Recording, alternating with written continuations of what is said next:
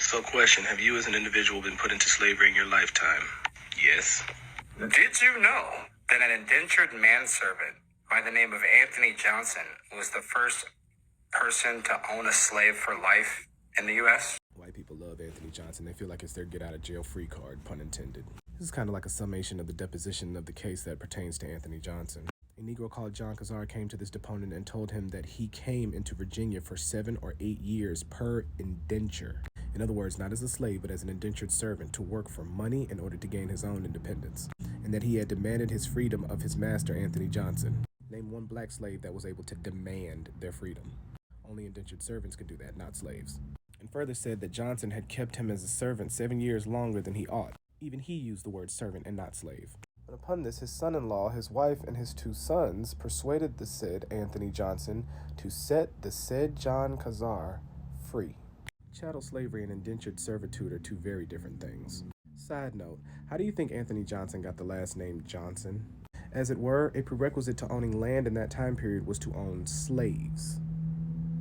So what black people began to do once they got their freedom was to begin purchasing land so they could redeem their own family members out of a harsh captivity.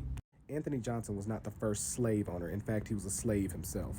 And he didn't own that indentured servant for life. As we just saw, he set him free. You seem not to make the distinction between Negroes and Africans. Tribal wars in Africa did not result in Africans selling themselves into slavery by way of the Spaniards. When the Israelites fled Roman persecution, they fled into the west coast of Africa because they could blend in, as we were the same complexion. But as a people, Africans could tell the distinction between the 2 of us and enslaved us themselves in Egypt. And those Egyptians, as well as other Africans known as Hamites or Canaanites in the Bible, sold us to those people that you call the Spaniards. It is only because you don't know the difference between Africans and Negroes that you think Africans sold themselves. The so-called Africans and the so-called Caucasians have been in partnership, and Africans sold us into bondage for musket guns and wine. Which is why you think this man is the first black president. But colloquially, when Negroes use the word black, we mean Negro. And there has never been a Negro president. He represents the partnership that has always existed between white people and Africans. His mother's white and his father's Kenyan. He's effectively the seed of the people that sold us into slavery and the people that bought us. And it's exactly why you can't pinpoint one thing that he ever did for Negro people.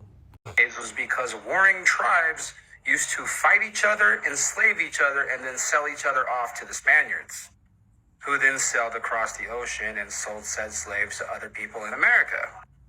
Right, so like I just explained, those are all Africans. They didn't sell themselves into slavery, they sold us. And tribal wars is a thing in almost every culture. What do you think the Vikings did? Not just white people, by the way. Yeah, I know that's a hard pill to swallow. For you, maybe. Israelites already understand that we've been enslaved by everybody else on this earth that's not Israelite. The Moabites had us in captivity. The Amalekites had us in captivity. The Canaanites had us in captivity. Even the Ishmaelites had us in captivity.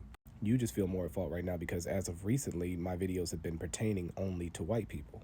But the rest of them nations are going into captivity as well for their atrocities against the Israelites.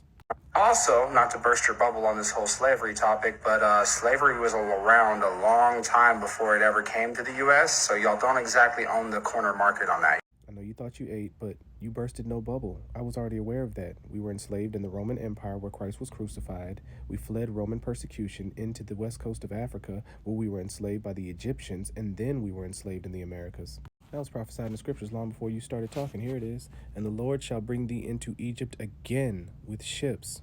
The etymology of the word Egypt is Egyptos, which means slavery or bondage. This was prophesied long before you started talking. And I knew it way before I met you. By the way whereof I spake unto thee, thou shalt see it no more again. He was speaking about our homeland. And there ye shall be sold unto your enemies for bondmen and bondwomen, and no man shall buy you. The arrogance and pompous nature of your tone tickles me. Y'all are not special. I'll beg to differ on that as well. Deuteronomy 7:6, For thou art an holy people unto the Lord thy God. The Lord thy God hath chosen thee to be a special people unto himself, above all people that are upon the face of the earth. We are indeed special. Our captivity is like no others, and our liberation from our captivity that is soon to come will be like no others. And there is no one alive today that should be held accountable for our ancestors' actions. We are our own people. You would like to not be held accountable for your ancestors' actions, but you would like to keep and maintain the wealth, prosperity, and privilege that you all were handed down by those very same ancestors. Interesting. And whether or not you feel as though white people should not be held accountable for their forefathers and foremothers' actions, the Most High says different. He that leadeth into captivity shall go into captivity. He that unaliveth with the sword must be unalived with the sword. Here is the patience and the faith of the saints. What you feel matters not when God's commandment is given. As we regenerate, so do you. So those individuals that were back there in those time periods are you today. And our law and commandment breaking forefathers and foremothers are us today. We paid our price as punished in captivity, and you shall pay your price as well. Bars.